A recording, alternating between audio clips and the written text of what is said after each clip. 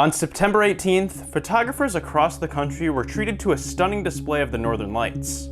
Despite heavy light pollution, my friends and I could clearly see them along the Milwaukee lakeshore. But how did we know this was going to happen? In this video, I want to walk you through my step-by-step process on how I forecast the northern lights. From 3 days in advance to the moments before the lights are visible, this is how I forecast the auroras.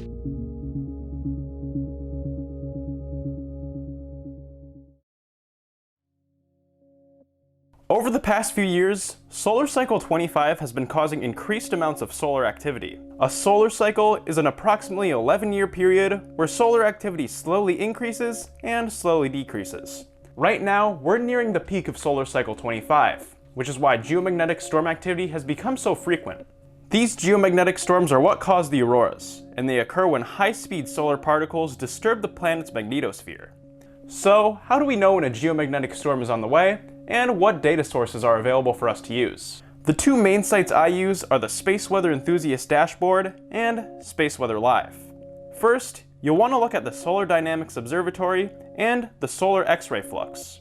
What you should watch for is a strong solar flare. Sometimes, these solar flares can launch one of the best methods of aurora production, a coronal mass ejection, also known as a CME. These CMEs are massive eruptions made of billions of tons worth of solar material, and when they impact our atmosphere, they are incredibly efficient at causing geomagnetic storm activity. To confirm that a CME is heading towards Earth, check the coronagraph.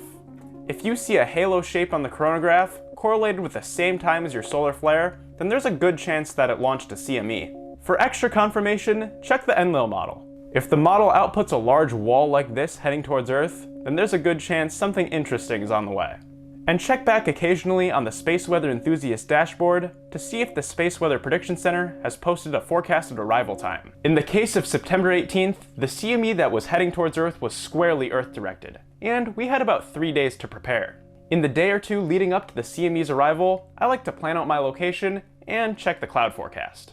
For the best viewing potential, you'll want to try to get as far away from light pollution as possible, or as far as you feel like going. In the case of September 18th, we were just barely outside of downtown Milwaukee, and we could see them clear as day. In my experience, a 15 to 30 minute drive out of the city lights is more than enough, and be sure you have a clear view down to the horizon. When I'm checking the forecasted cloud cover, I like to go to Pivotal Weather and check out the RDPS. This forecast model generally tends to be the most accurate when it comes to cloud cover. Bonus points if you use the NAM or the RAP for a second or a third opinion.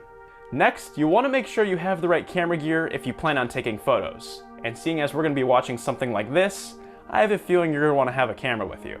I already made an in-depth video discussing the camera gear I use to photograph the auroras, and I recommend you check that out if you want more information, but here's a brief overview. The first camera I have has a wide-angle 14mm lens, and the second camera I use has a more zoomed-in 35mm lens.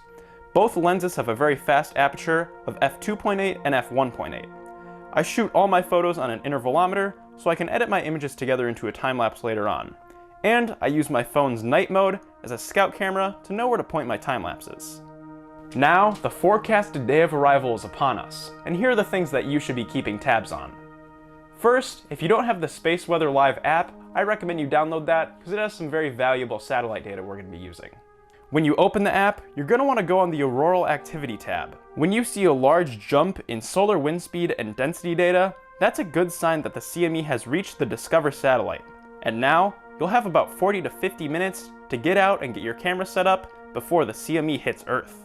Next, you'll want to keep an eye on the interplanetary magnetic field, BZ values, and hemispheric power. This will give you a good indication of the CME's strength and if this forecast is going to flop. First, we want an IMF value in the teens or greater. This is a sign of a strong CME. Next, we want our solar winds to have a negative or southward polarity, which can be checked with our BZ values.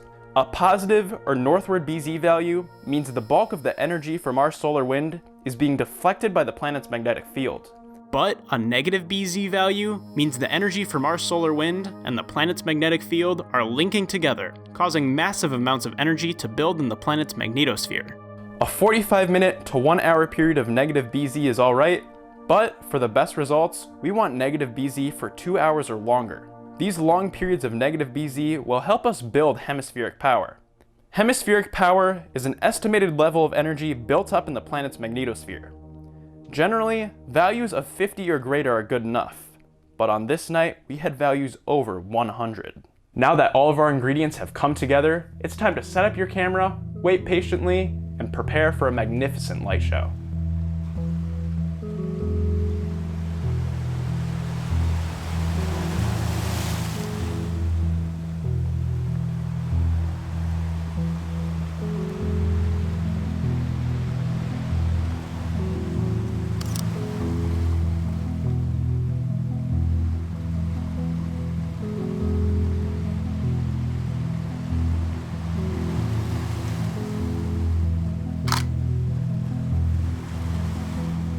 Here we are just outside of Milwaukee, still in very heavy light pollution.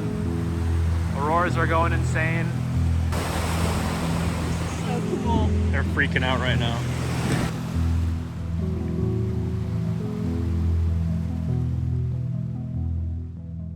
"2023 has been a spectacular year for aurora photography, and this increased solar activity is going to continue for the next few years as solar cycle 25 slowly starts to wind down. Hopefully you all found this tutorial helpful, and you're now prepared to get out there and enjoy the second half of solar cycle 25. Thank you all for watching, I hope you enjoyed, and I'll be back again soon.